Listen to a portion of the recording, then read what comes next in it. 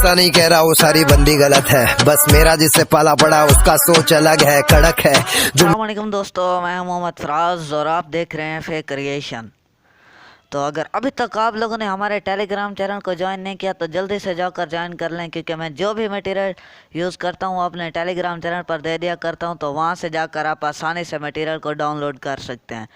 तो चलिए वीडियो को स्टार्ट करते हैं।